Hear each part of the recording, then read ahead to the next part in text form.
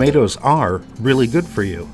The tomato is a fruit from the nightshade family native to South America. Despite botanically being a fruit, it's generally eaten and prepared like a vegetable. They are a great source of vitamin C, potassium, folate, and vitamin K. Usually red when mature, tomatoes can also come in a variety of colors, including yellow, orange, green, and even purple.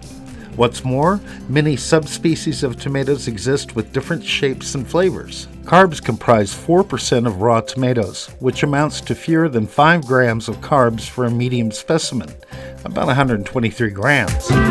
Simple sugars such as glucose and fructose make up almost 70% of the carb content. Tomatoes are a great source of fiber, providing about 1.5 grams per average sized tomato. Most of the fiber, about 87% in tomatoes, are insoluble. Do you have a favorite tomato recipe? Tell us about it down in the comments. Be sure to like, subscribe, and hit the bell icon for more gardening tips.